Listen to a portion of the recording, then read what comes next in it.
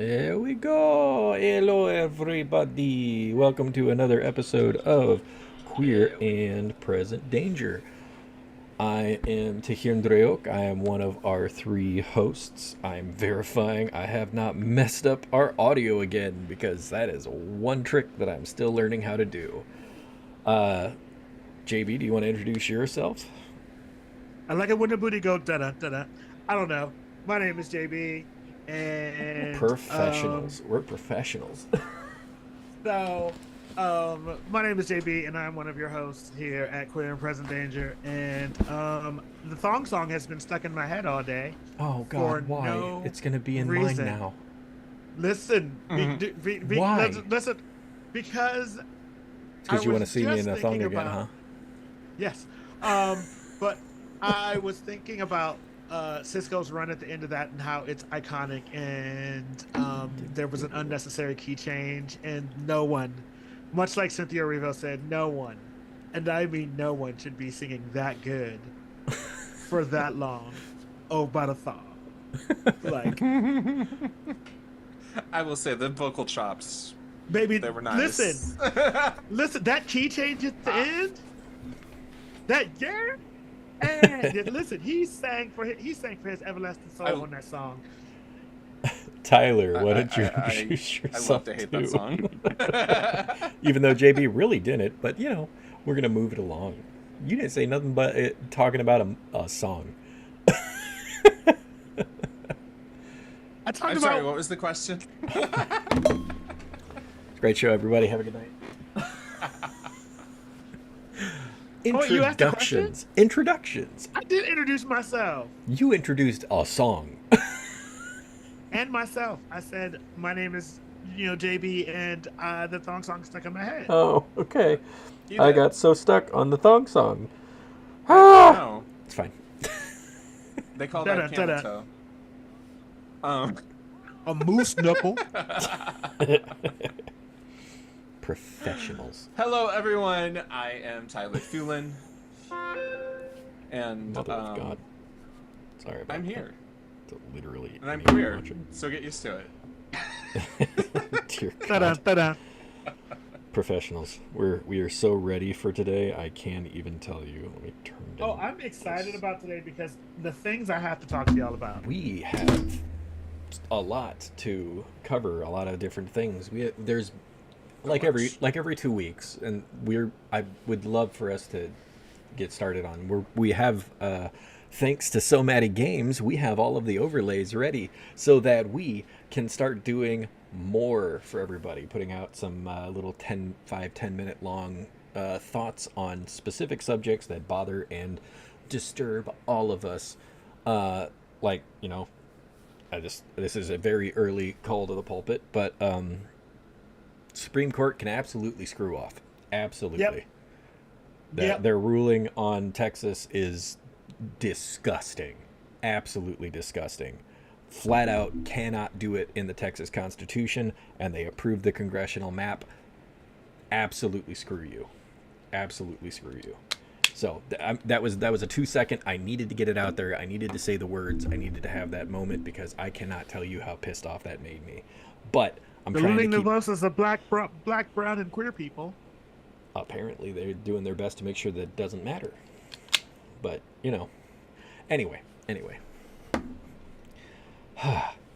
uh, with all of that being said, we could obviously go over so many different things every few weeks. So we do our best to try to select some of the things that we feel need a little more of an umph, something that's going to bring a little more awareness, a little more thought to the goings on in the world. We try our best to bring that through the eye of a queer lens so that way we can address things that are going to affect our community. And some things that we bring up definitely have, like, it feels like they're just way back and they don't directly affect us. But if you analyze them kind of like we do, we definitely find ways to tie them in.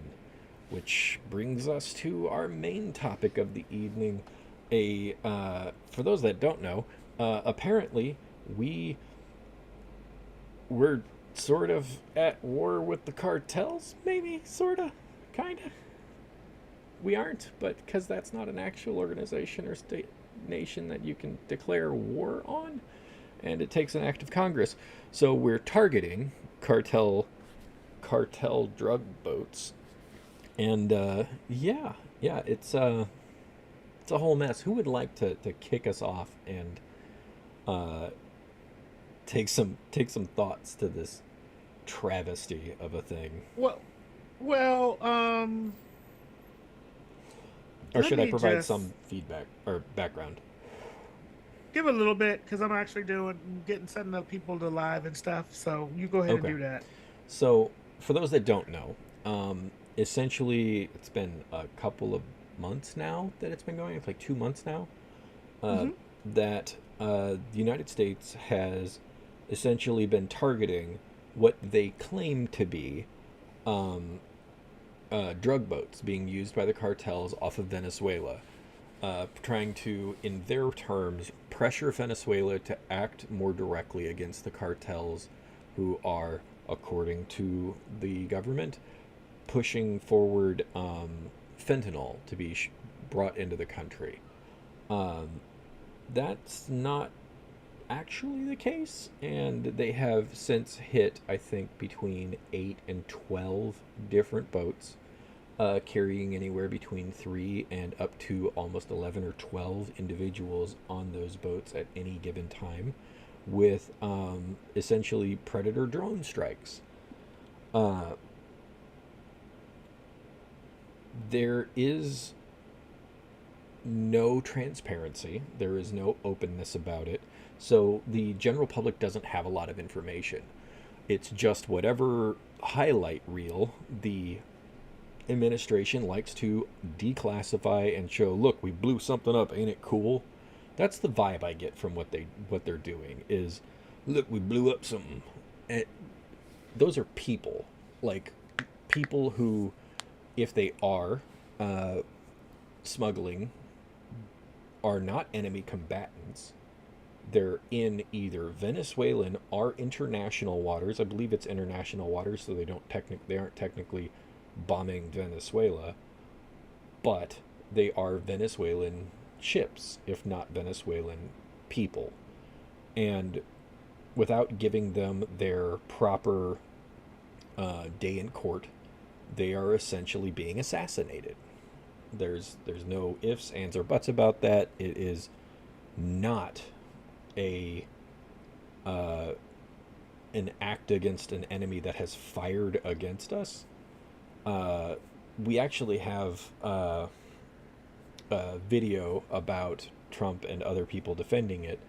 But what's been interesting in the last few weeks is the Senate Intelligence Committee has had the ability to review videos of these drone strikes on these, which brought up the fact, and this is the big story about it, the fact that uh,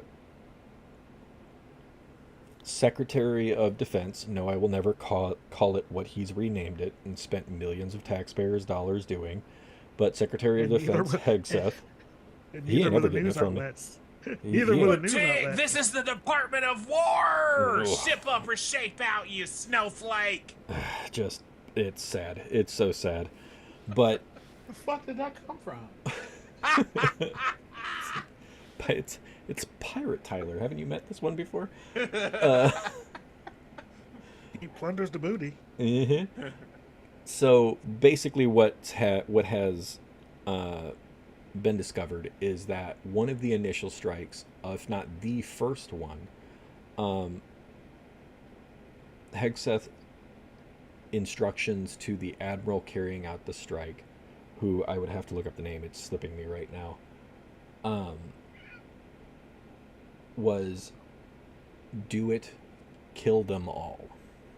Actually, I saw today one of the people who saw it, the things that he did not actually say that. Okay, So well, that that's was a reported thing, and he yeah. said, and even in his interview thing, he said that they made that up.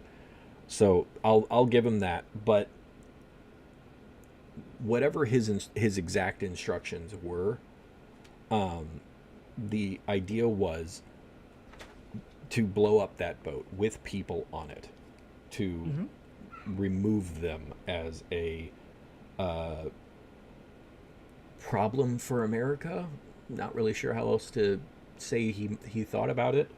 And either per the instructions or from the assumed intent, the admiral had them fire on the ship. After that was done, it was seen that two people had survived the initial uh, bombing and were clinging to the side of the boat. And a decision was made to fire a second time and kill those individuals. That is, as one person put it, at best, a war crime. And yes, that is a ridiculous thing to say, but it's at best a war crime and flat out just murder in every sense of the word. In fact, I'd have to look it up to be totally sure, but I'm fairly certain an example that is actually in the Geneva Conventions states survivors of a shipwreck are to be taken as prisoners of war or whatever. All aid should be rendered. You should not attack people who are considered non-combatants at that point. They have no way to fight back. They're in a state of inability to do that.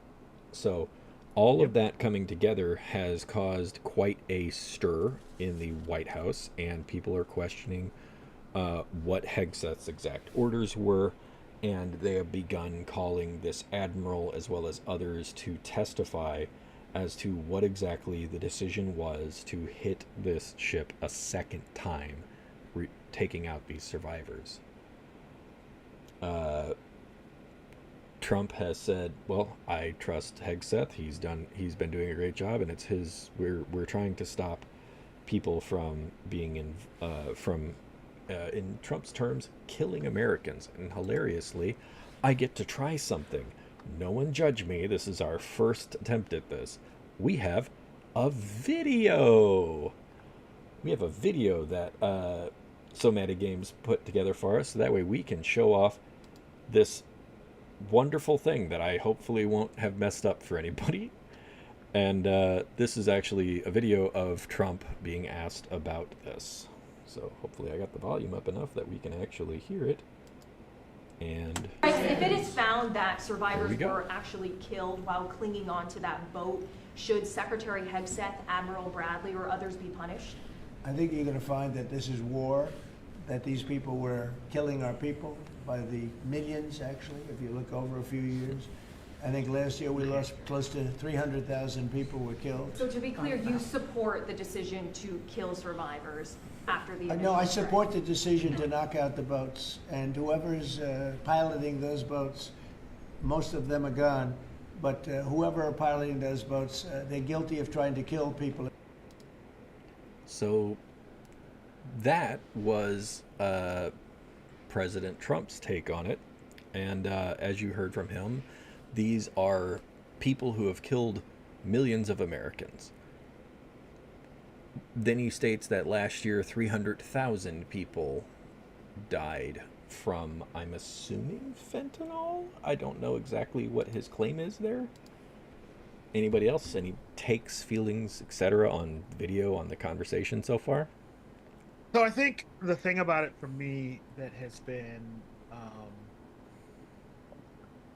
that's been going through my head is like, so my dad, I grew up in a military household. Like, I grew up in a military household. Like, I've been around military people my entire life. Like, my sister is currently serving. I probably shouldn't have said that. That might be a problem. Never mind. It is what it is. But when I think about the military, that one of the things that comes to my mind is you can, and I read, somebody said this earlier today on one of the networks, you can transfer authority, but you can't transfer responsibility. Mm-hmm. And at the end of the day, the buck stops with the person in charge. And that is either, in this instance, that is Pete Hegseth and the president as the commander in chief and the secretary of defense. And so we have the same secretary who talks about having queer people in the armed forces, kicking trans people out, all of these things, um, and talking about we're getting back to to manly men and diversity was not our strength and all of that thing. And these are the decisions that you make. And when it comes back to when these things blow up in your face, the first thing you do is pass blame. Oh well, one of the admirals made the order. Yeah. Who made the order it doesn't matter. What matters is that you are responsible for what happens as the head of the Department of Defense. And the president, at the end of the day, is the person who is ultimately responsible as the commander in chief. Mm-hmm. So, well, I was going to say it brings up that point of leadership in if you are in charge, if you are the commander in chief, if you're the secretary of defense, if you're the admiral, if you're the pilot, if you're the whatever of all of this stuff, it orders rolled downhill, responsibility for that goes uphill. It is either you made this call and your approach, your tactics that you wanted to implement were executed by those underneath you, or you are as incompetent as you are at throwing an axe because you have no control over your military, which is almost more terrifying than the idea that you are a war criminal. Because if you don't have the ability to control and dictate the what is the terminology, the actions, the rules of engagement, if you don't have the authority to or the ability to dictate what the word I just used because it already fell out of my head, the rules of engagement. If you don't have Rules that of ability engagement. to say what the rules of engagement are, you're pointless. You have no actual ability or control over whatever is happening with our military. And the idea that I have always been a fan of in any situation is the idea of civilian oversight of military. Yes, there's a lot of problems with that, but there's also a lot of things that get prevented from overzealous commanders, because some people just want to see things go boom, and having a safeguard against that is the responsibility of those that are in charge. yeah. He's like that stereotypical army guy that you see in all of the movies and everything, that is like always react first, ask questions later, and then they end up getting their ass handed to them in said movie Yep. as a warning to like not have people like this because they're total douchebags. Yeah, 100%. Quick random note, by the way, just because I finally found the numbers to counteract yet again. The Republican Party seems to love the idea of inflated numbers on everything. The actual drug overdose deaths in the United States in 2022 were 110,900, already an insane number. Should never reach that. It is an epidemic and we do need to address it, but only by comparison to his millions. 110,000 in 22, 108,000 in 23, and provisionally 81,000 in 24. Long term, from 99 to 2020, it comes close. It's 841,000 Americans have died to drug overdose, with opioids specifically being responsible for 500,000 of those. Yep. But that's the numbers. Those are the factual numbers, not some random guesstimated number to make things sound scaly, which is a standard MO for this administration. So, yeah, anytime he says millions, those are really just grinder millions. Not grinder millions.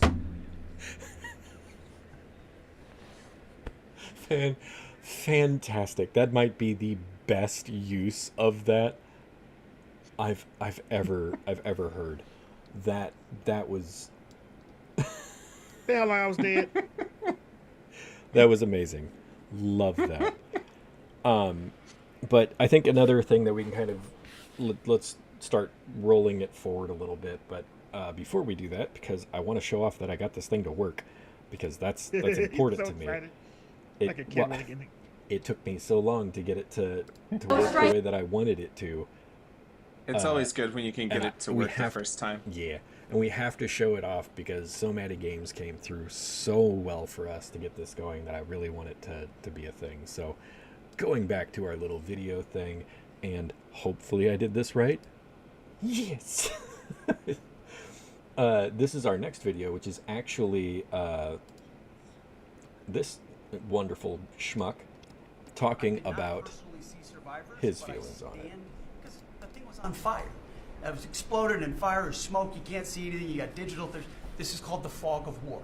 This is what you in the press I don't know why it's doing don't that thing in the understand. middle, but it's fine. You sit in your air-conditioned offices or up on Capitol Hill and you nitpick and you plant fake stories in the Washington Post about kill everybody, phrases on anonymous sources not based in anything, not based in any truth at all. And then you want to throw out really irresponsible terms about American heroes, about the judgment that they made. I wrote a whole book on this topic because I what hate 'em so much. politicians and the press does. Okay, I'm just gonna stop it there because that's the key piece, like 5 seconds ago, that I wanted to hear. Decisions that they made.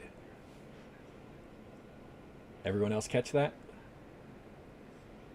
You want me to go back? Here it is. This is the key point to his entire thing. It's like I didn't. You gotta see remember, it fog we're of- behind. Okay. We're behind. Okay. So I paused it. Well, you're behind, but it's the stream's catching up. So just listen.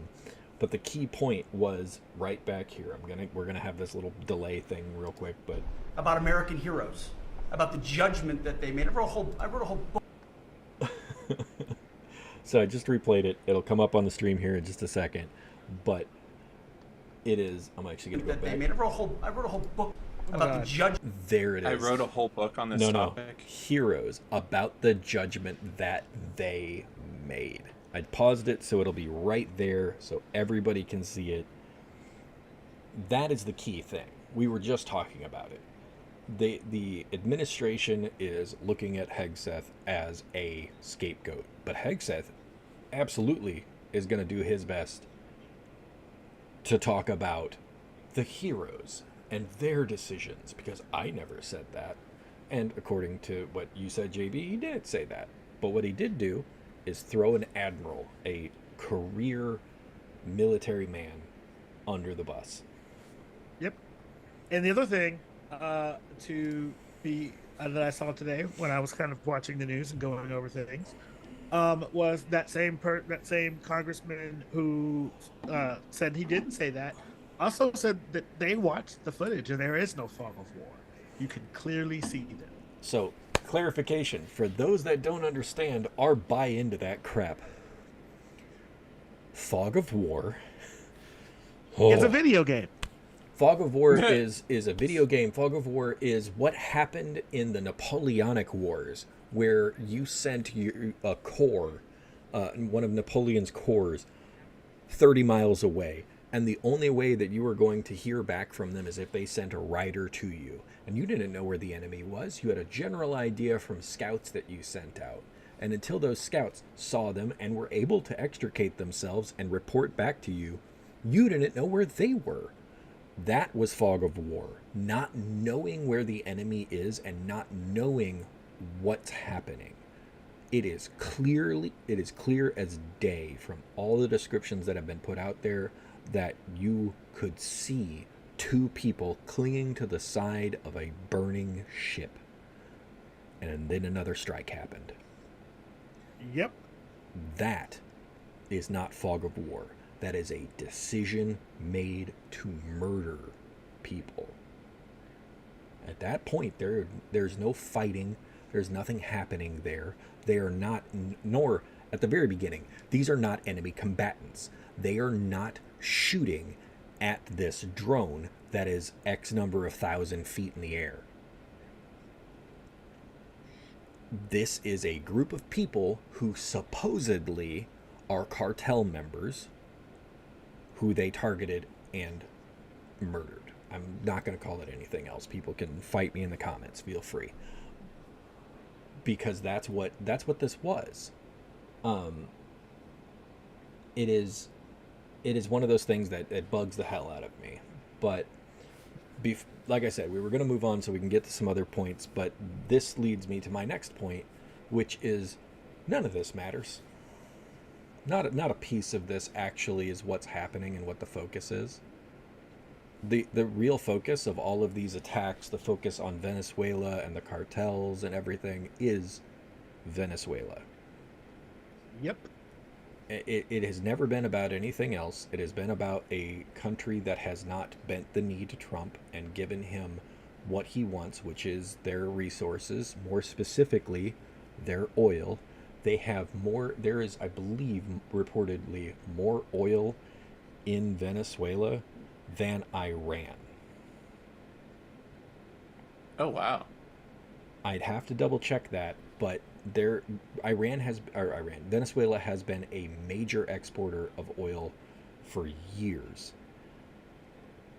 And it isn't protected by the other Muslim nations around it, like Iran. It isn't protected by OPEC, Saudi Arabia, etc. So, yes, they all hate each other, but that doesn't change the fact that if the United States went to war with Iran, that the Muslim world would not be angry about it. Especially if our primary goal, even with whatever little covering and sprinkles we put on top, was about their regime. We'd all know it was resources. No one doubts that. And this is a South American nation that has far fewer risks to the United States military to destroy. Venezuela has like 30 jets, and every over half, almost 2/3 of them are from like the 70s and 80s. They don't have anything to stop an air war with the United States. And as soon as the United States would be able to take out their air cover, there's no war. It's go stomp on these people, because that's what it would turn out to be. They have more oil than Iraq. Iraq, that's what it was. I knew it was one Yeah. of them. I couldn't remember. But that reinforces the point. This is the real goal. This has been the real goal since day one. That's also the reason. U.S. Go ahead. The U.S. ordered them to force sale Citgo, which was a Venezuelan oil company. And now it's headquartered in Houston, Texas. Yep. And it's the reason why there has been a reported uptick in the number of armed forces that are beginning to stage out of the Caribbean and Caribbean bases, including, I believe, several thousand Marines. A carrier group has headed that way. Like, everything is setting the stage for something that really is worrying. But those are just some of the thoughts that I have about that, but wanted to quickly go into that, which would lead into furthering the point, which is that this administration... What? Go ahead. If you got something, go for it. I've been talking way too much this episode. I was actually... No, like, I was going to say, I was going to pivot to, the idea that, like, this is how they treat the people that they label as their enemies, regardless of whether it is, political enemies or their economic enemies or, their cultural enemies, which includes Black, brown, and queer people. Yep, that's where I was going. They, you know, just what they did, what they've done with Letitia James, who Trump sees as his enemy, and James Comey. We don't even have that on the board, on the board, but it's wild. If you don't know the story behind all that, just look it up. It's crazy. Um, you know, but The any generalized of attack on the LGBT community, our trans brothers and sisters, yeah, like they labeled, of all things, Antifa as a terrorist organization. First and foremost, there is no such thing as an organized Antifa. It is a movement without a core, because not everybody within that same mindset of anti-fascist, by the way, just to remind everybody, Antifa means anti-fascists. That's the shorthand for it, meaning if you're against the anti-fascists, what does that make you? Anyway, uh, but they labeled them a terrorist organization, and they have stated, and it is a generalized American military doctrine, that when dealing with a terrorist organization, standard rules of engagement are gone. apply. They do not apply, and you can be treated, targeted, and killed if you are considered a terrorist and threat to the United States. So, So what better way to start rounding up people that they disagree with? It's McCarthyism. It's, if you're an other, if you don't fit the mold of what is considered by the administration the ideal or the true American, then you don't belong here. yep. And if you do if you're a queer person, if you don't fit, if you are a trans person, if you don't fit what they think is the, all American, which is, straight white and, married with a bunch of kids and all of that, then you could be part of this terrorist group, because this terrorist group doesn't, like you said, doesn't have a core. um you know it's Unlike the Proud nebulous. Boys. Which actually It's has an organized thing. of you, It, which is also, like it's nebulous. So much like McCarthyism, you don't I don't you know it when you see it, and what I see is someone who's not like me. yep. So that has to be, you must be Antifa. And I think this affects, the queer community, quite a bit, because if you think about it, they've already started doing these things. Mhm. They're already doing things like forcing gender markers, and they would like to be able to point these people out so that they can round them up.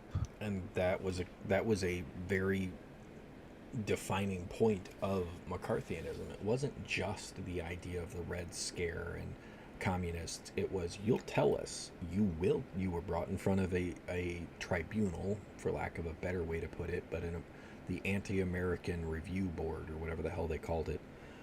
And if you didn't give up names of your fellow communists, already stating that you were a communist, whether you were or weren't, if you didn't give up names, then you would go to jail, because you were not working in America's best interests. Oh, Yep. you're a homosexual? Oh, you're a lesbian? You're trans? You'd better tell us who other trans people are. You'd better tell us who other queer people are. Oh, you're a you're a black person who owns a firearm legally.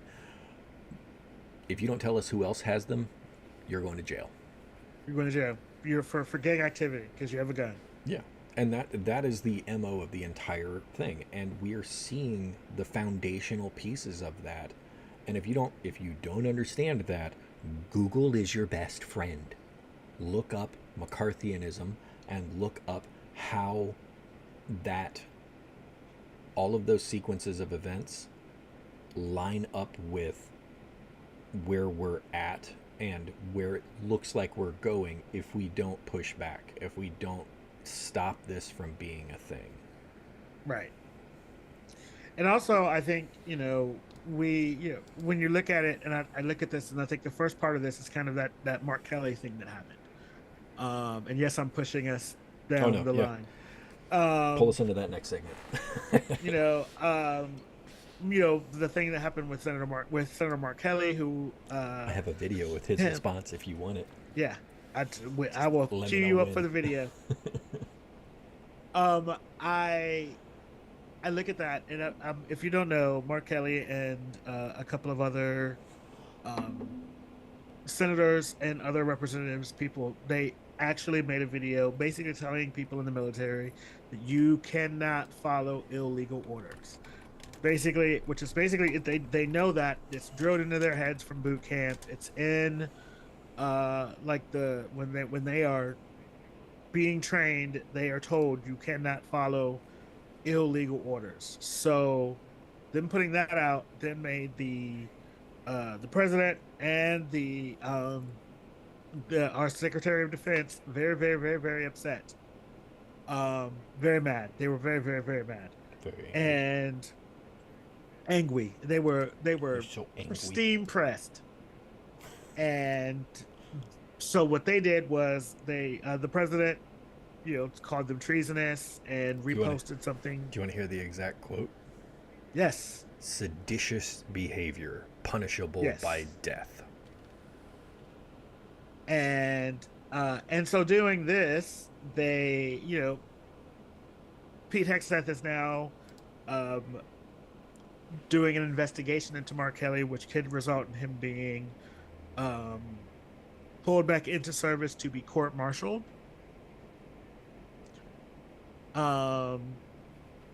And Mark Kelly had a response, and I think we need to hear it. We do, and I do have it pulled up, but I want to make that quick point clear of like what does it mean to be pulled back into service? Just because you retire from the military does not mean that they cannot reinstate you when they decide and need you to. There's literally a law put into it to force people back into the military if needed. Because they own you. Or if they decide they want to try you for, according to Trump, treason. So let's hear how Mark Kelly responded to that, shall we? See if I can pull this one up without messing it up. Lined it up correctly? Yeah, I did. Yeah, I did. Sorry, very happy with myself. So, here's Mark Kelly's response. He needs to wake up. The occupant of the Oval Office is ignorant to the I'm gonna let Constitution this whole thing play. and has no regard for the rule of law. Trying to silence me, in proposing to court-martial me, in threatening to kill me for fighting back when our democracy demands that we must fight back. President Trump has crossed a line because I've given too much in service to this country to back down to this guy. In 1991, when Donald Trump was driving the Taj Mahal casino into bankruptcy, I was getting shot at over Iraq and Kuwait. In 2001, after Donald Trump said that the collapse of the Twin Towers meant he now owned the tallest skyscraper in Manhattan, I was carrying flags honoring 9/11 victims into space on a rocket ship. I'm gonna pause it for In just a quick second. 2003, Keep going. No, just because, JB, were you unaware that Trump had made that statement? Yes. Yeah, that's Keep a going. direct quote during an interview. Yep. when Donald Trump was writing birthday greetings to the monster Jeffrey Epstein, I was the first on the scene to recover the bodies of my fellow astronauts who died when Space Shuttle Columbia exploded during re-entry.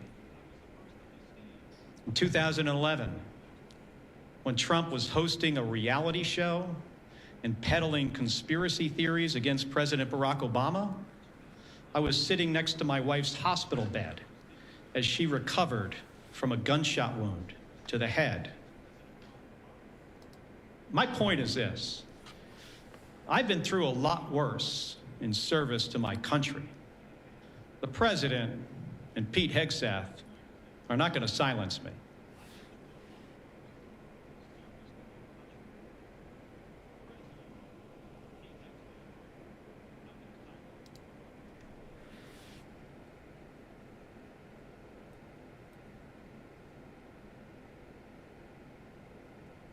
That might be the 5th or 6th time that I have watched that, and every single time I have legitimately realized how good he might have his own issues. I'm not going to say he's a perfect human being, but how good of a person, how much he's given for this country, Mark Kelly has. Yeah.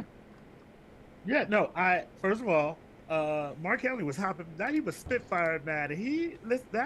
Listen, that right there is what you call a dragging. Mm-hmm. Okay? That is a old school, real, like, that is I don't have to tell you ugly, because you know you're ugly. That right there gave me life, and yes, I did know about that. It was just like Hearing the fact it that he that said way. it out loud. I Like did not know that. the fact that he read him for blood in front of all, like For blood. baby, listen, Mark Kelly. I didn't know Mark Kelly had it in him, but I should have. Because, Mark, woo, Jesus. Yeah. He's one of the girls. I was going to say, for those that are unaware, Mark Kelly was a fighter pilot during Operation Desert Storm. He flew 21 sorties into the area and had reportedly, I think, multiple times when missiles were fired at him. I mean, man is an actual Mark Kelly is that service member. girl. Yeah. Like Mark Kelly has done. Kelly, I'm gonna let the hair down for you.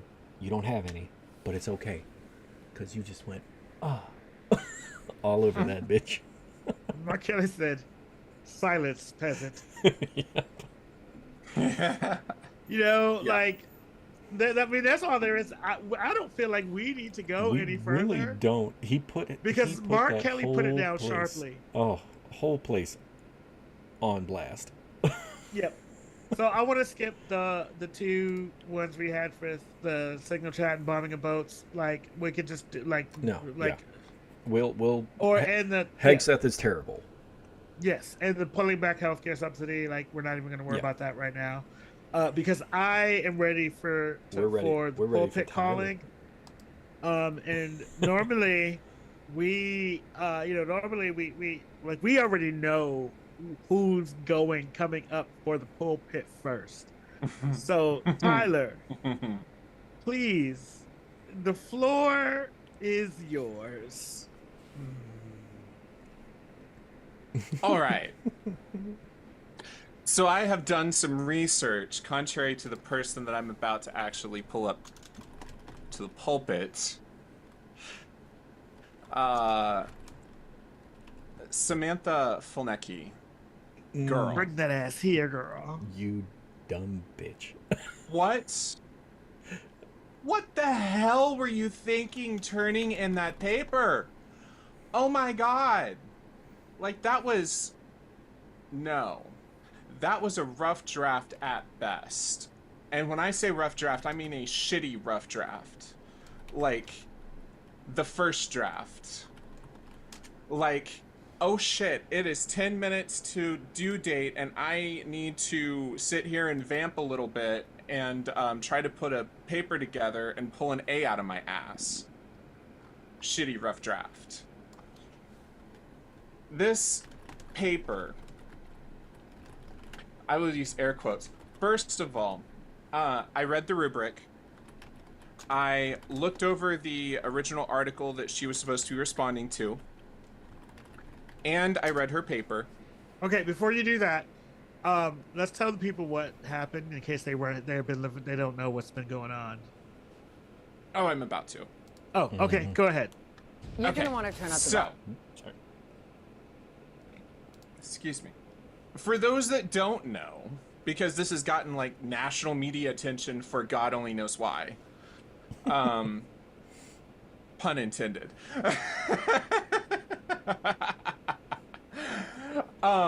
Samantha Fulnecki is a junior at the University of Oklahoma, also known as OU. And she is studying a psychology degree, and she took a class which was trying to find the actual name of the class. It's not terribly important, but it's a 200 level class. She is a junior at a university. And so she was asked to give a response to a article that was a research paper, and it was titled Relations Among Gender Typicality, Peer Relations, and Mental Health During Early Adolescence. It was authored by Jennifer A. Jewell and Christia Spears Brown. This paper was published June 26th of 2013. So, in this particular paper, it is basically, in summary, it is about it's analyzing the typicality, which is like the basically how well a person conforms to quote unquote gender norms and societal norms about gender. And so the typicality is would be like, you know, hyper masculine or hyper feminine, basically, and that, you know, normal range. So Samantha Fulnecki submitted a paper, and she got a 0. She got a 0 on the paper. There was a TA that graded the paper. And actually what I found out was that the TA put there's an automatic grading program that checks for plagiarism, you know, all that kind of stuff. And it was the software that gave her the 0.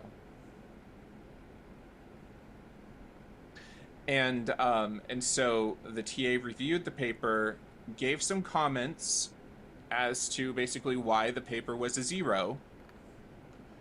This grade was approved by the professor as well, but because she happens to be a Christian, and her rebuttal to this paper, I'll use that in air quotes, was basically that that going against gender norms is ungodly.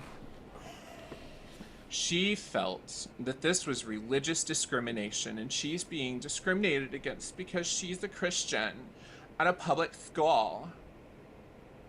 To which my reply is, then go to a fucking Christian school. There's Liberty, there's like one in, I can't even remember where, there's like 3 in Oklahoma alone, and we're not even talking about University of Tulsa, which is technically a Christian school. So take your pick, honey, but seriously, this is ridiculous. So anyway, she contacts TPUSA, of course, and they took to it like a dog in heat because she said that it has to do with children having multiple genders, and that there's more genders than just male and female is the typical thing of this study, which was completely incorrect. I read the paper. There was only one citation by someone who was by someone who was analyzing transgender like, you know, behavior or whatever. It was mentioned one time in this 20-page research paper, and it was mentioned as basically an extreme case of I guess you say kind of like the bullying and discrimination against people that don't fit gender norms can lead to people having mental issues such as gender identity disorder.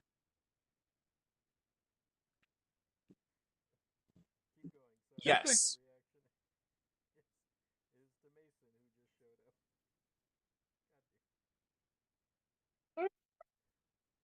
Mason. Hey, Mason. Every time. My laugh was focused entirely on Mason's comment. Keep going.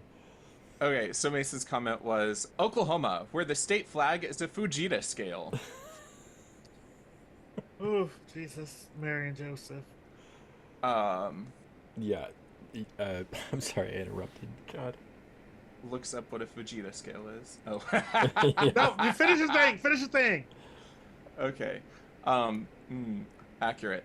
Okay. Lost my train of thought. Yes. So then she goes on to some fucking conservative blowhards show or like conference or some I don't even fucking know. It doesn't matter because they're all a bunch of idiots that don't know anything and or know exactly what they're talking about, and they're intentionally twisting facts to spin a narrative so that they can make money. Yeah, I'm looking Bingo. at you, TPUSA. We're not even going to get, don't get me started. So anyway, so she's like, oh, I'm a Christian, I'm being discriminated against, poor me. Instead of taking responsibility for the fact that she turned in a steeping pile of garbage as a paper. And so now I will proceed to give my points as to why I think that an F is definitely fitting for this assignment. I don't know, like I could concede 5 points out of 25. Not 5 out of 25. That is a 20%. 5 out of 25. The name wasn't on the paper. Oh, shit. Which most professors would give that an automatic F. Yeah, you know. I mean, we are talking about a junior in college. Yeah, We're she wrote talking that. about a junior. This is an undergrad. This She is wrote an that. undergrad taking a sophomore class. Are you fucking kidding me? Yeah. Yeah, she wrote that shit on the way to the. Get your points out. I got 2 cents. She absolutely did. She probably. Okay. And secondly, there were major grammatical errors, run-on sentences, everything that would get you absolutely reamed in a composition class, Comp 101 even. This wouldn't even be a C paper in Comp 1. And some things were misspelled even. So we're talking about, 3 points that are absolute basic composition that any paper should have. Those are the fundamental foundation of an assignment. The paper doesn't say that it has to be APA, so I'm not going to talk about her citation or lack of citations. But so here's the grading. At least you gave her that. Does the paper show a clear tie-in to the assigned article? 10 points possible. I gave 1. She mentioned the article. Oh, Jesus. She mentioned the article in the very beginning and it never brought it back up. She mentioned the article. God. She mentioned the article. Talked a little bit about it. Does the paper present a thoughtful reaction or response to the article rather than a summary? It wasn't a summary. I'm kind of on the fence about, 1 point or 0 points on that. That categories were 10 points. She gets 0 points. She gets no points. She gets no points. She gets 1 because it's a thoughtful. Well, it's a thought thing about I don't know if it was full of thoughts, but there was at least one. There about There was at least one thought there, so there's 2 points, right? One thing to another. Okay. Is an apple. This is an orange. Point They're both 3, fruit, though. is the paper clearly written? No. Absolutely not. No. That's 5 points. You get 0. And then we have the reaction paper's criteria rating. Clear tie to article. Is there a clear link back to the assignment, back to the assigned article? Can the reader assess whether the student has read the assigned article? No. It was really hard based on the article to tell that she even read anything on this article. And I will explain why. But I'll give 1 point because she mentioned the article. And you already gave her a point for that. She understood that it had to do with gender.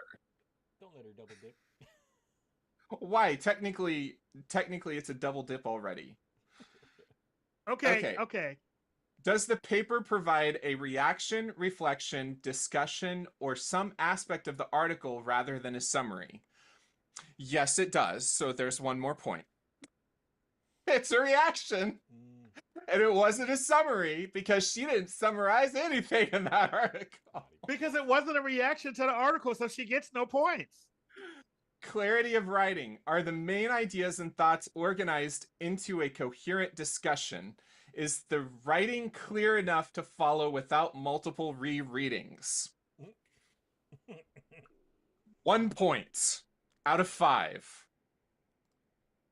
So there is my 20% for this article. And that is really pulling teeth. That is like the Paula Abdul of grading here. Not the Paula Abdul. Most professors would laugh you out of the classroom. So why is this so important? Besides the fact that this person is getting a much not deserved 5 minutes of fame and trying to put a bunch of pressure on our Oklahoma legislatures to cut funding to a state-funded university. I lost my train of thought. What is the point? The point is that that the TA that graded the paper, mind you, the professor agreed with this grade, but the TA has since been suspended because as a reaction due to all of these fucking Republican cronies and their stupid bullshit. Even though this TA did absolutely nothing wrong. Nothing. Not a thing wrong. Nothing wrong. Their job. And why would this be the case? Well, the TA just so happens to be transgender. And that brings us all the way back to that point about the enemies. Mm-hmm. It does. And like I think my 2 points to it is this was a setup from the get. This was an absolute attempt at trying to get a response out of this. Because for those that are unaware, Samantha Fulnecky's mother is Christy Fulnecky, who is a Moms for Liberty member in Oklahoma and was a defense lawyer for January 6th Capitol riot seditionists.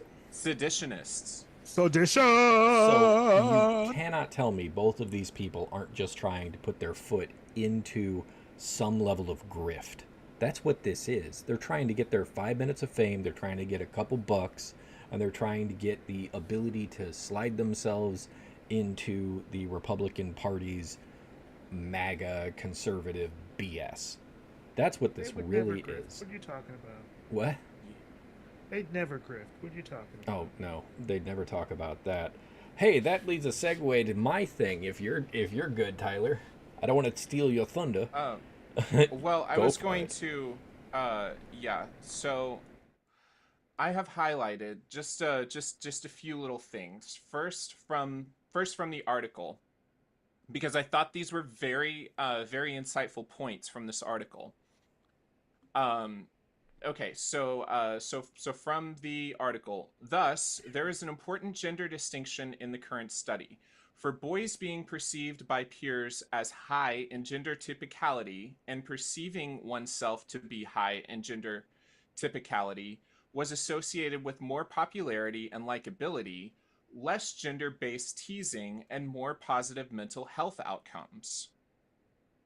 For girls being perceived by peers as high in gender typicality was associated with more popularity and likability, but more negative body image and greater anxiety.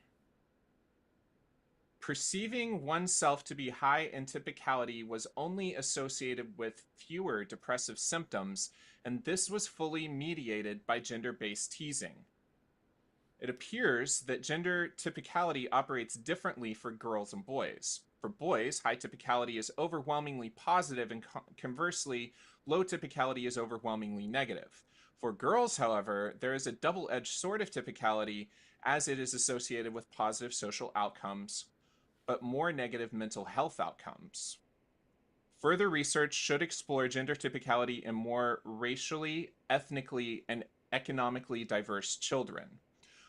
This is the only time the word diverse is used in this entire 20-page article, when it is referring to economically, racially, and ethnically diverse children.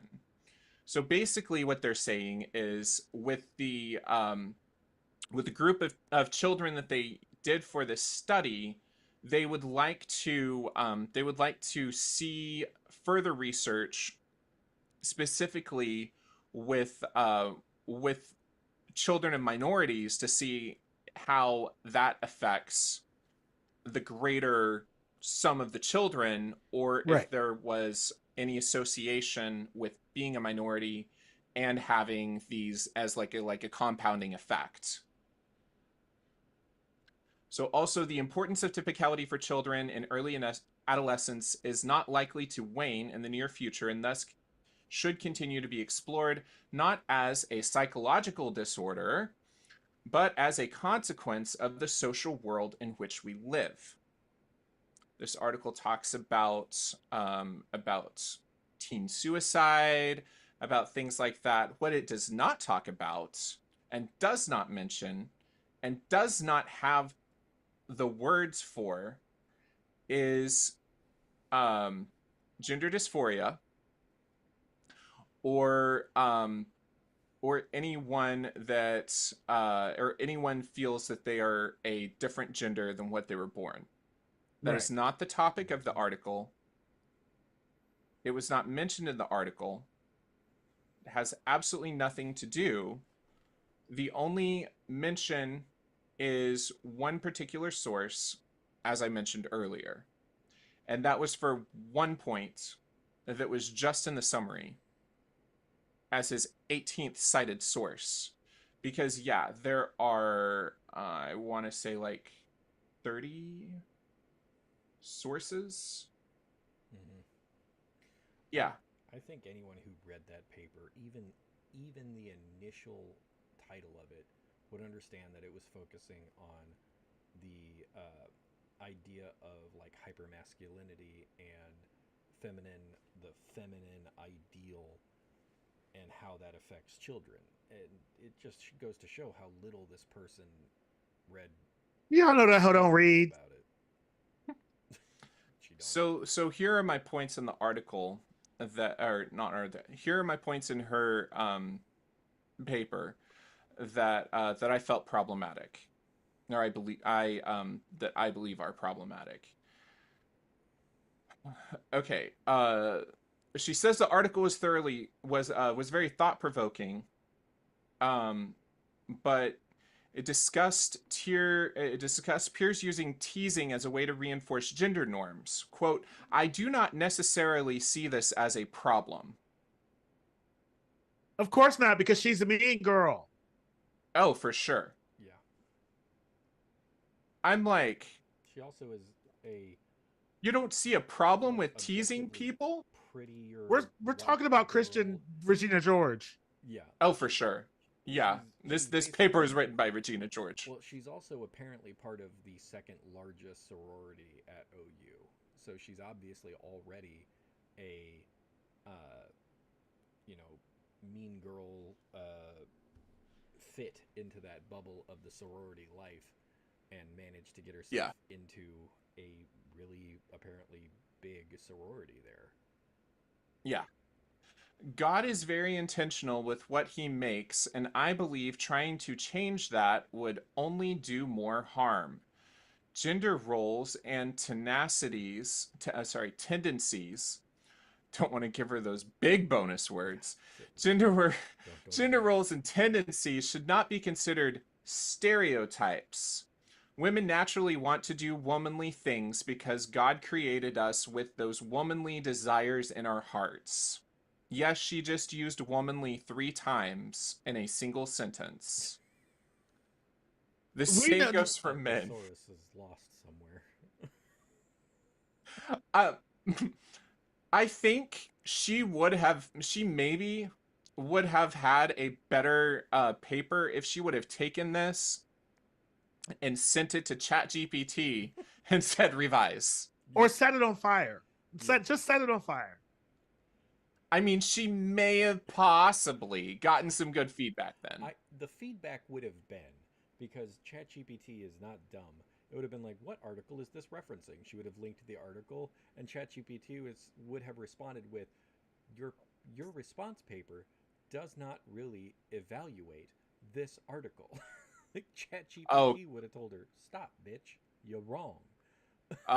Let's not give ChatGPT that much credit. What would have happened would have said, oh, well, that's a really interesting take. Mm-hmm. Okay, so Ty, are you done with that one? We're gonna have to wrap you up a little, Tyler. You have any last parting words with Samantha? Apparently your volume is way down. Oh yeah, no, I cranked it down because I was hearing some background stuff from my room. There we go. Now I'm back up, so you'll be able to hear me. Thanks, so, Mason. Coming from the resident Regina George, I do not think men and women are pressured to be more masculine or feminine. I strongly disagree with the idea from the article that encourages acceptance of diverse gender expressions could improve students' confidence, which was not on at all, which is why she only got 1 point for comprehension. Society pushing the lie that there are multiple genders and everyone should be whatever they want to be is demonic and severely harms American youth. I do not want kids to be teased or bullied in school. However, she just said however. However, pushing the lie that everyone has their own truth and everyone can do whatever they want and be who they want is not biblical whatsoever. So basically, you're okay. We didn't ask about that, Ho. We never asked about that. Not one time did anybody in the situation ask about that. No one said anything about that. The paper wasn't about that. Jesus, Mary and Joseph. Keep going. I'm sorry. So basically, what I'm inferring from that is I don't want kids to be teased.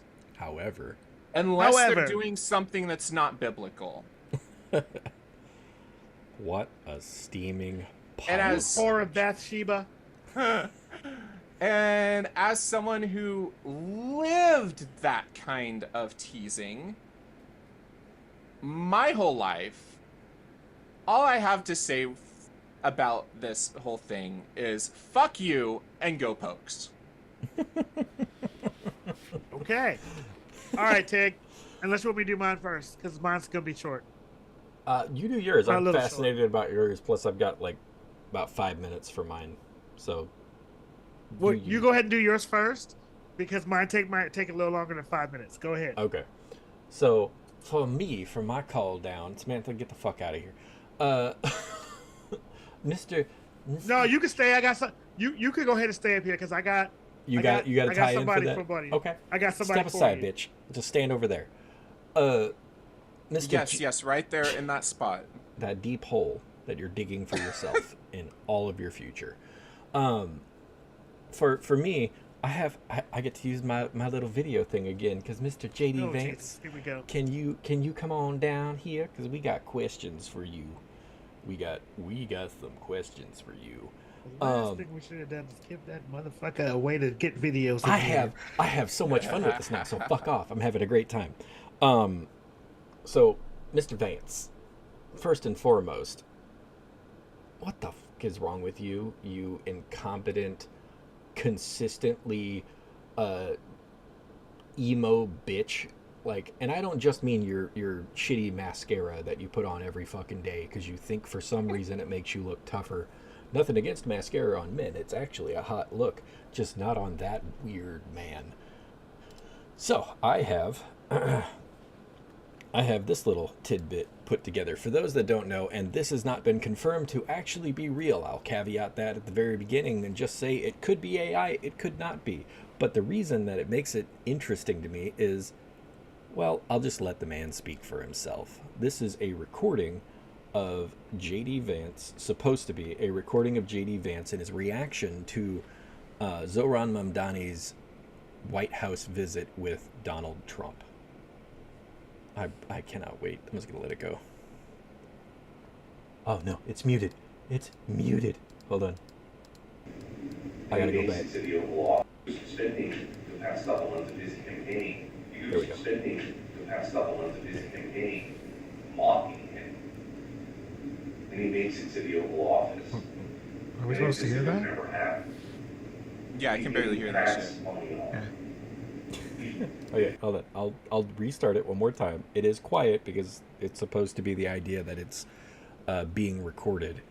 I'm assuming without his knowledge, but this is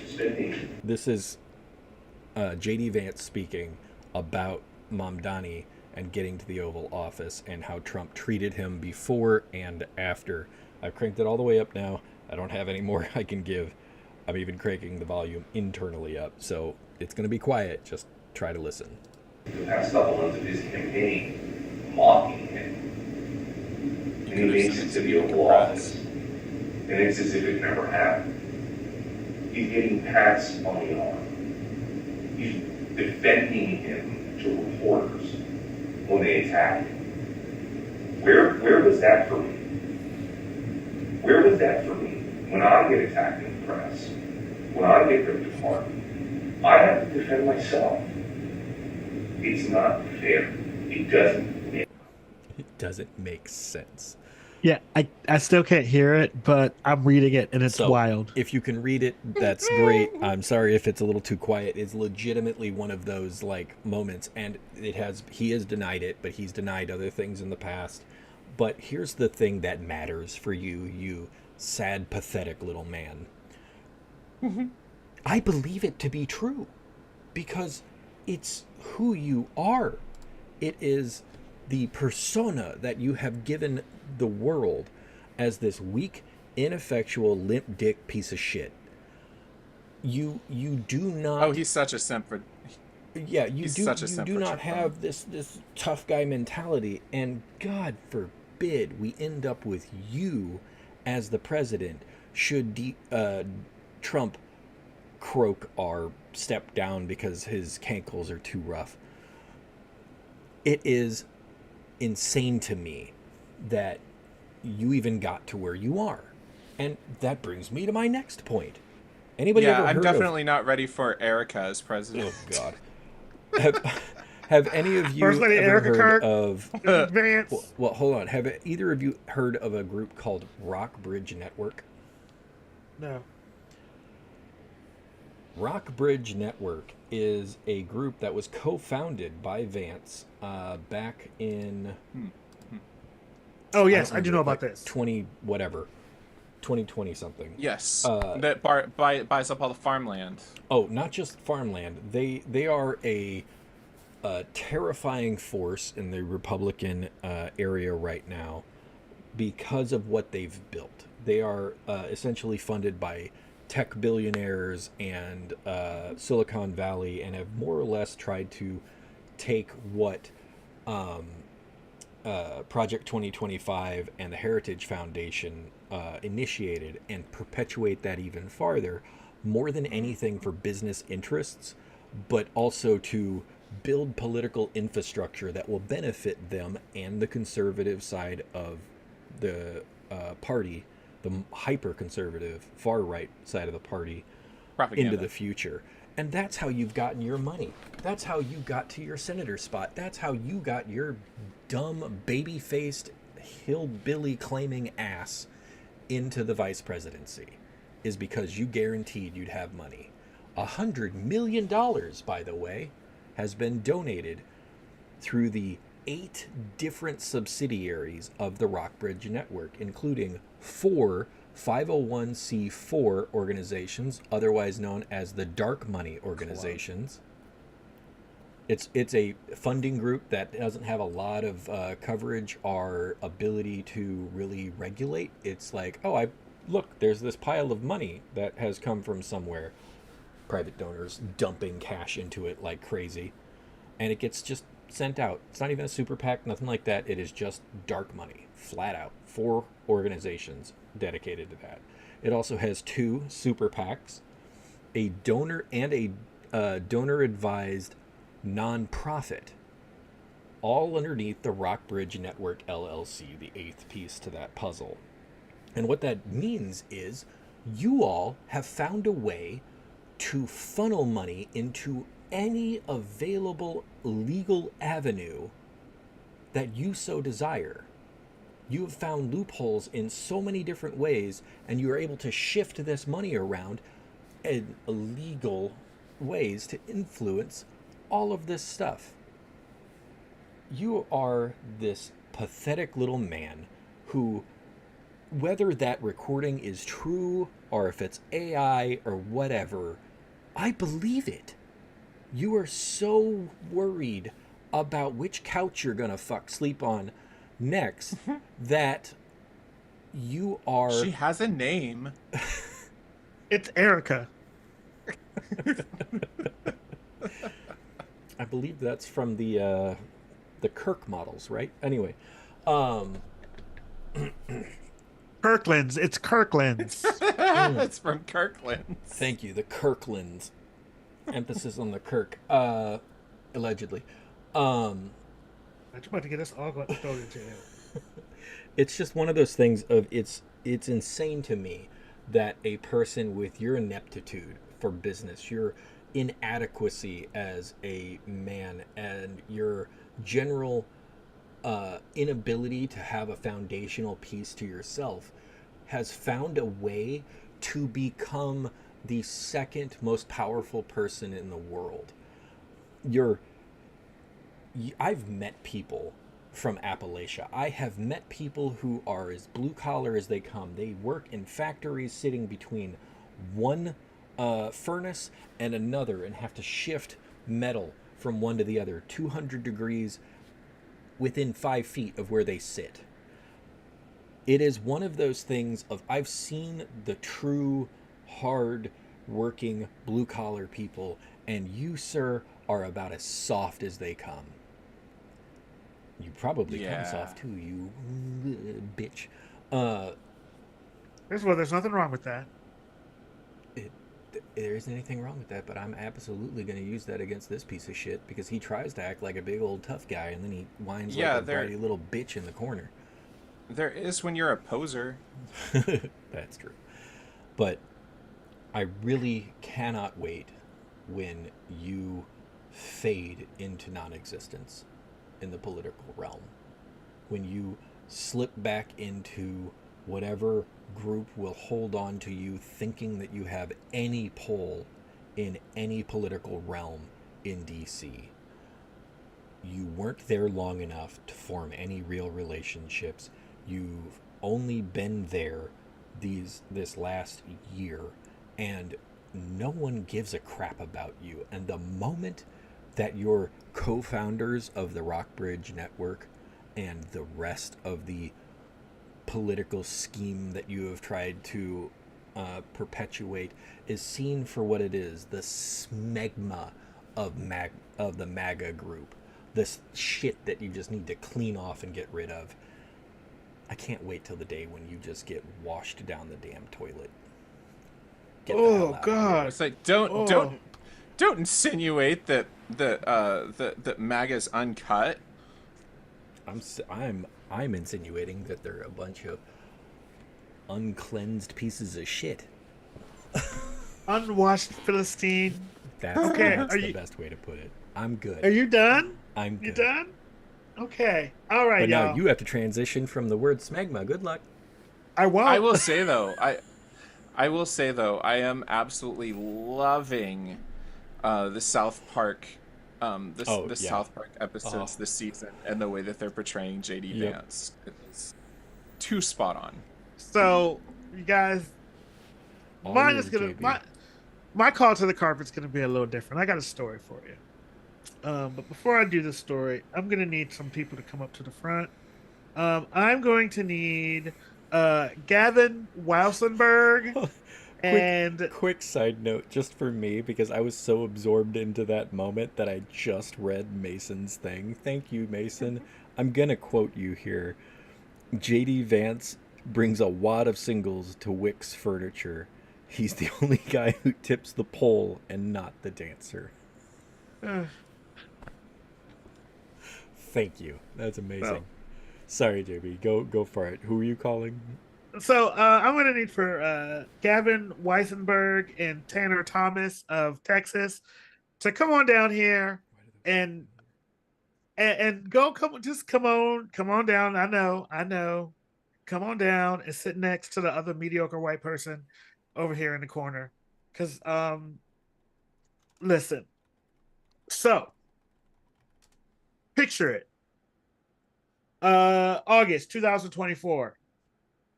Two men, probably after a night of, trying to hit on girls and failing miserably, decided that they didn't want to be in this country anymore. And what they were going to do was they were gonna go to.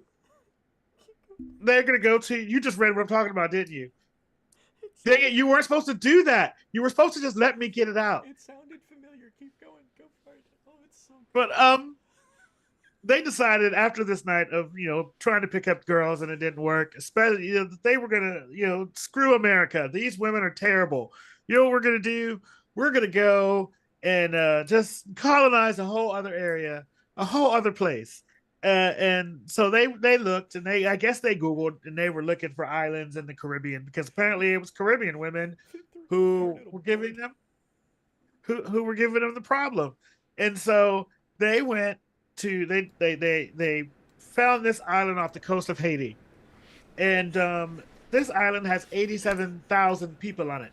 And their plan was their plan is gonna go where they were gonna go and kill all the men and enslave the women and children for their sexual purposes.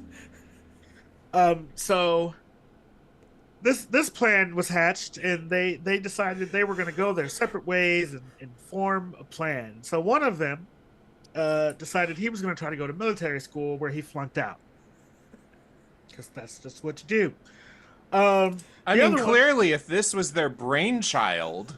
Oh, don't worry. It gets better. Jesus Christ. Keep going. So, then he says, you know what? I'm going to go to Thailand and try to learn how to sail boats.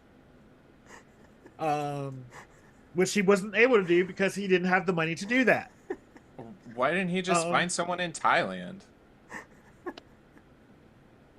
We're not there yet. Just wait. We're not there yet. Just wait.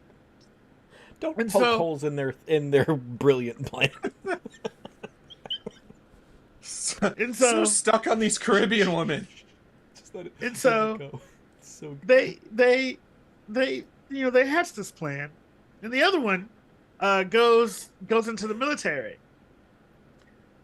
Because he wants to learn about ordnance. They both start taking classes in Haitian Creole so they can talk to the women, of course, because they're not talking to the men because they're going to kill them all. Remember this. And so, as he gets there, his first station that he gets sent to is Thailand. How, serendipitous is they both end up in Thailand at the same time. So my thing is, I'm thinking that the guy, military guy, moved other guy to Thailand. Who knows? We don't know. Those things haven't come out yet. But that guy then decides that he's going to go to, he doesn't like it in Thailand, and he's going to go to DC because they realized there are 87,000 people who live on this island. So they go to DC, and their plan is to recruit the local DC homeless to help them fight in this hostile takeover. What? So, it's still not done. It's still not done. Oh my god, keep going. So they go and do all of this, and then they're like, oh wait, well, we still haven't really figured out how to do a ship, and how are we going to get all of these people from DC to the Caribbean? We're going to take a sailboat. No.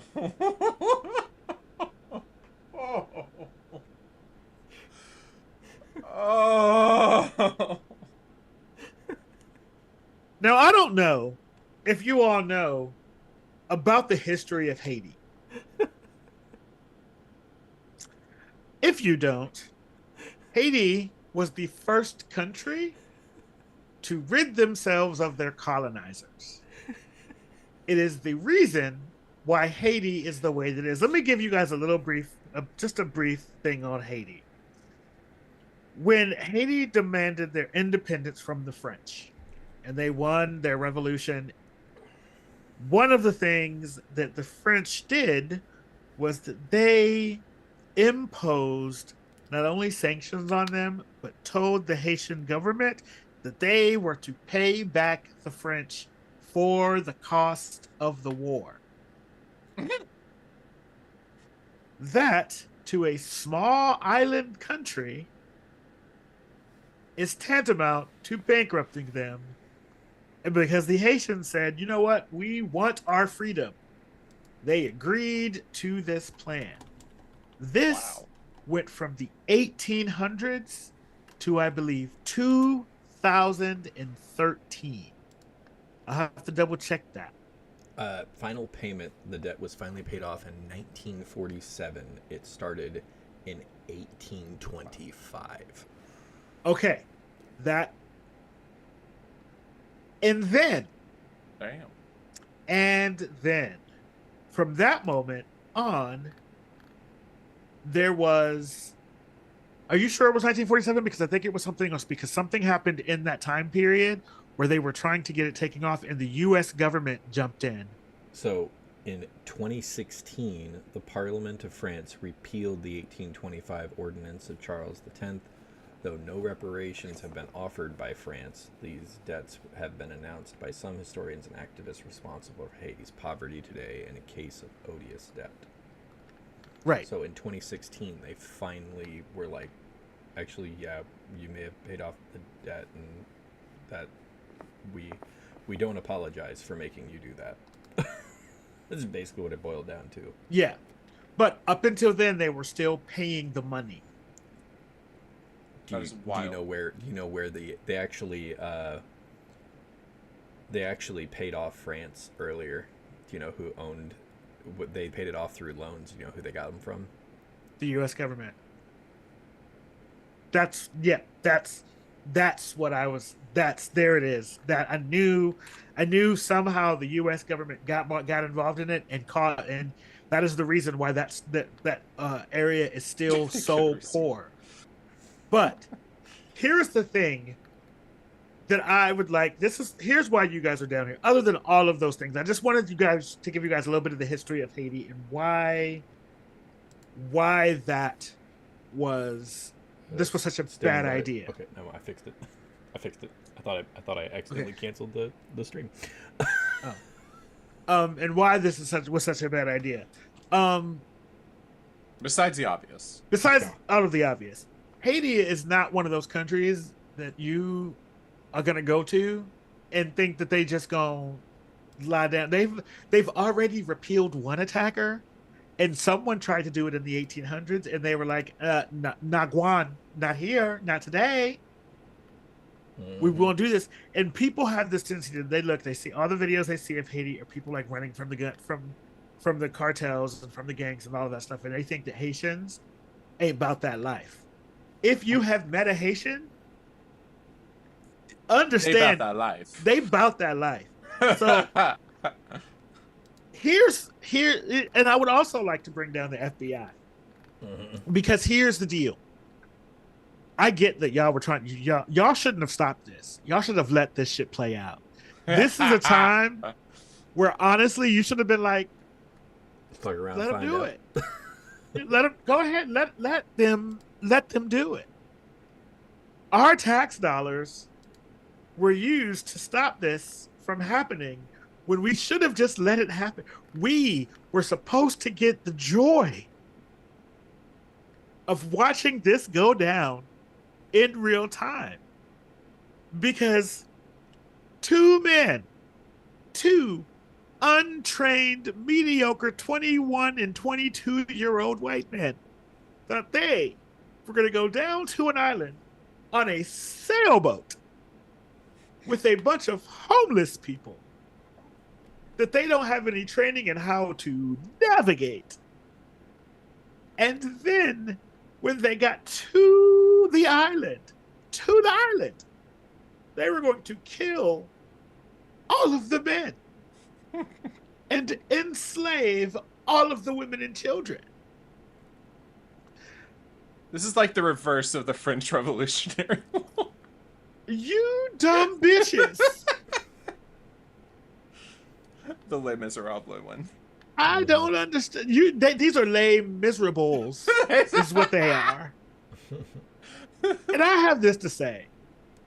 Whenever you think, and this is for all of these people, y'all can go back, but this is my final word on this. Oh, also, and you had child pornography, which I think is gross, and that should have been a bigger part of this story, but it wasn't because the other stuff was so wild and crazy that we just couldn't get to that in time. But this is for all of you out here watching. If you ever think that your idea is dumb, if you ever think that something that you thought about was not worth your time, your energy, and that people would not go for it, I want you to remember these two dumb bitches. Because they thought this out. And your idea can't be nearly as dumb as this. Yeah, I mean, they could have just, like, started a cult in Montana or something. You could have just been like, we're looking for trad wives. What happened was, and here's my theory, and I thought I was done. So much easier. Here's my theory. I feel like some big booty Haitian girl walked past them and tried. They tried to holler, not conquistadors.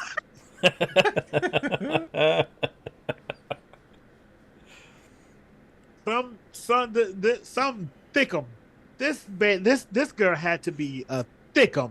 Had to be fitting in all the right places. They watched one of them carnival videos of the girls in the feathers and all that, shaking their ass, and they was like, "Ooh, I want some of that." And they looked over at their long back girlfriends and said, "Nope, we don't want those anymore."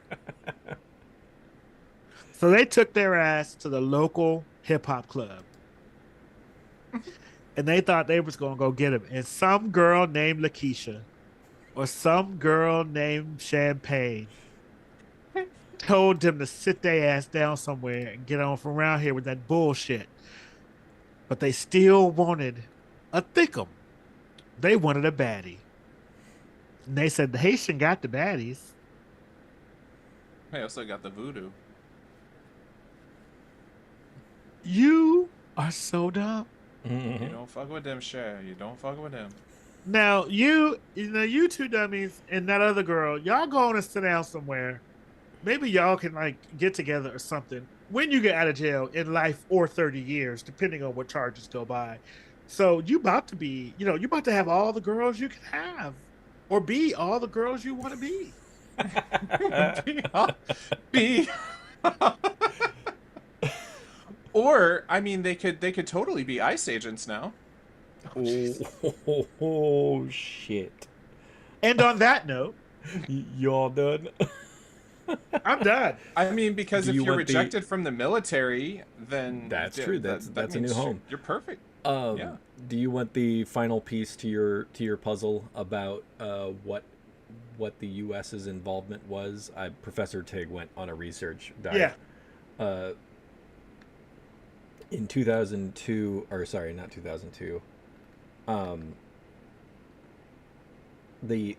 We interfered in their election in like 2002, 2004, 2006, one of those, and essentially overthrew Jean-Bertrand Aristide suggested that France should repay $21 billion in reparations for the money that was extorted from them for their independence.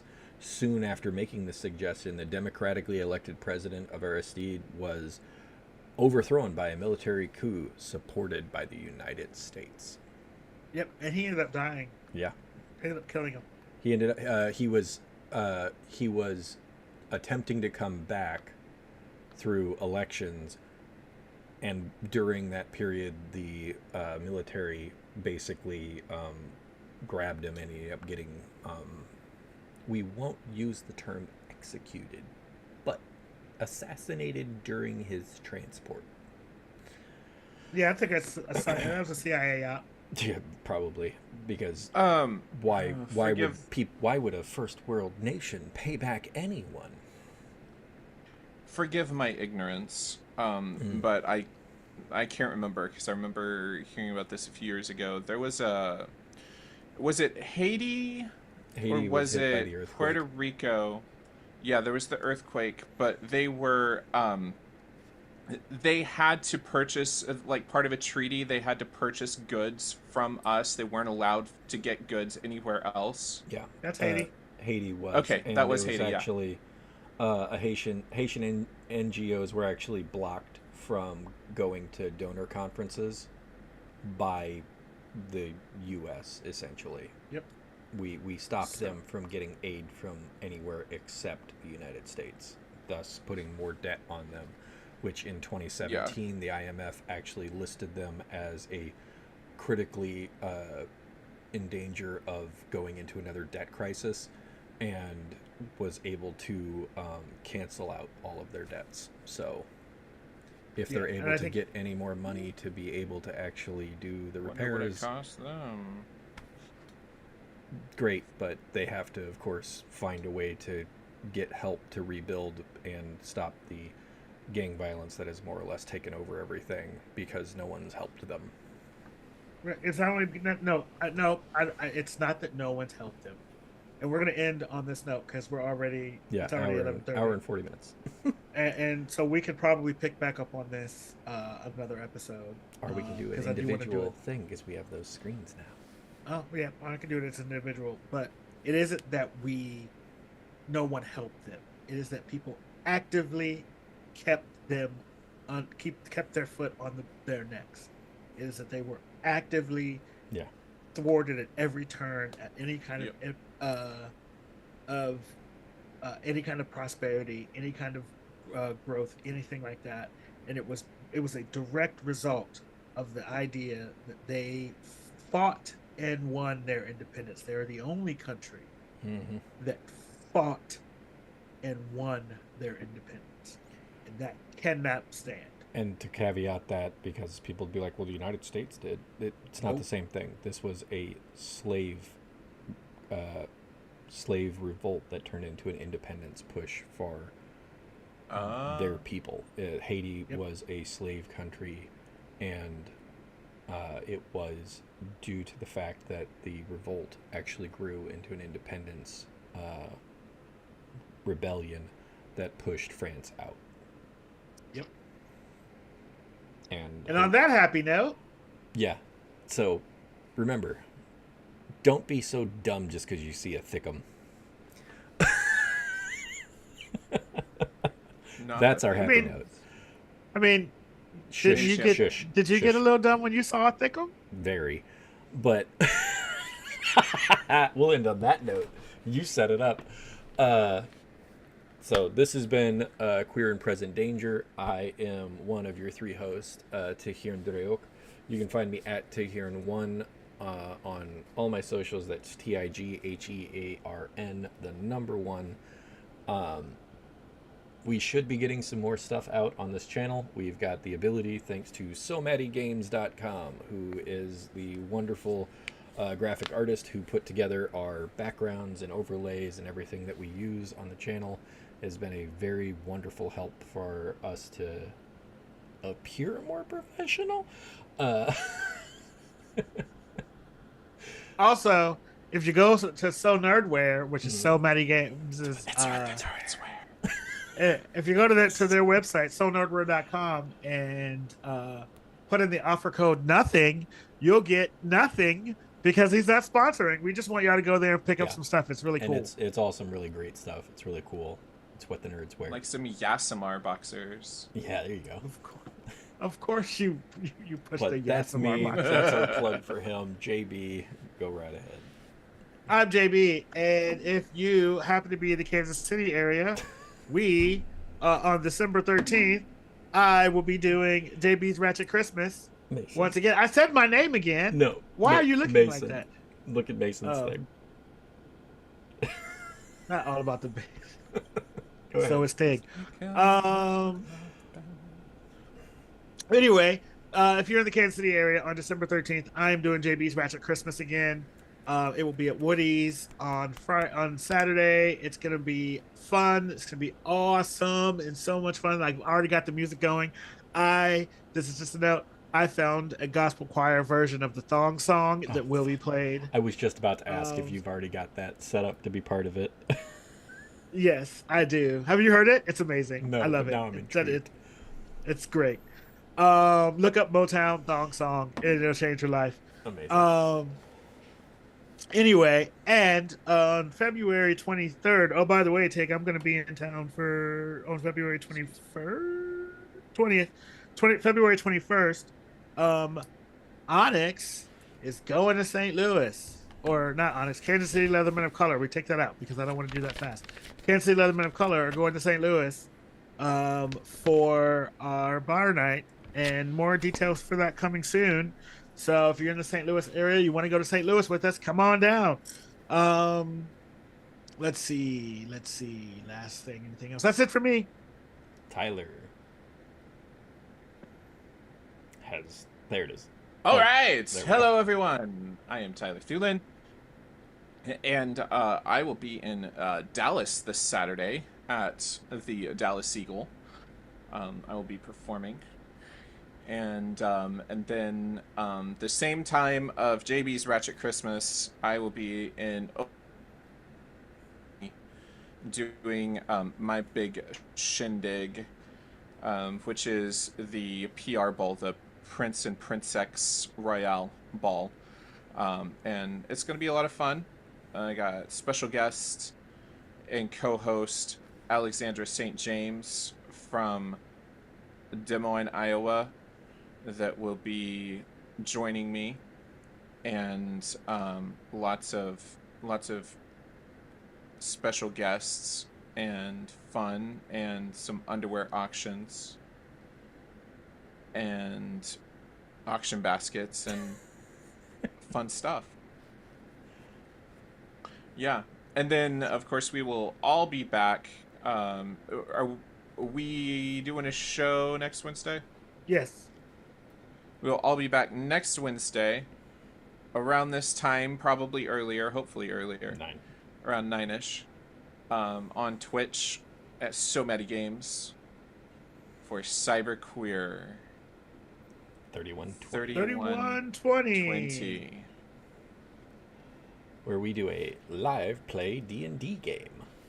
Because we're nerds. We are very much nerds. And then 2 it's weeks so much from fun. now, we'll be back here for another episode of Queer and Present Danger. It will be earlier than 10 o'clock. Yeah, I will have everything up and running. Since this was the first time for some stuff, it took me a minute to make sure tech was good. I'm getting there. And I think that will be, yeah, that will be the last. That'll be the last one of the year. Yep. Oh, well then we have to do something special for the last Queer and Present Danger of the year. I'll wear my harness decked out in lights. I know. A You special Yuletide celebration. Yep. I'll wear my gingerbread onesie. Nice. Okay. So yeah, come and see us all in our goofy holiday gear, and talk more about the wonder and terror that is the United States political scene. Arena. And thanks for hanging out with us. And Yes. and thanks for hanging out with us, everybody. Hey, I know I hate doing this, so Oh God, it's terrible. It feels so bad. but People don't it understand. Be feels sure to bad like, and comment, and gross. subscribe, and share But- with all your friends. Yes, do the things. I'd like to get by the end of the year to like 200 to like maybe 350 subscribers. I think we can do it. We're at 270 right now. We're at Yep. 270. I'd like to get up to 350. I want to grow slow. I'd Yeah. like to grow fast, but I know growing slow is best. So like, if you liked what you heard here, it doesn't take too We're much okay to hit being that like growers. button. We don't have to be showers. Some of us can't be both, Tyler. Um, I'm sorry. but we anyway. Any kind of engagement helps the algorithm, and that really is the best way for us to get things out. So I know it sucks to hear for us to ask, but please, if you could hit that like button, I appreciate them. We can give them queries. The queries. That sounds amazing. We're gonna put that on. We're gonna put that on the list. We'll have to put that in. Thank you, Mason. That's a great idea. Thank you, Mason. Executive producer Mason. Yeah. The people that are doing the work and making it nice. Yep. Or people that we're gonna cuss out. It'll be a one bit of final both. time. It'll be a bit of both, knowing us. But thank you all again. This is our episode. If we do the queer, and we hope that you all enjoyed it. We will see you all in 2 weeks for Queer and Present Danger, but please tune in to us next Wednesday at So Maddie Games on Twitch. We have a blast, and we are goofy as hell, and JB always comes up with amazing stories for us. I did my best. We don't have to do that. Okay, goodbye, everybody. Thank you all. See you later.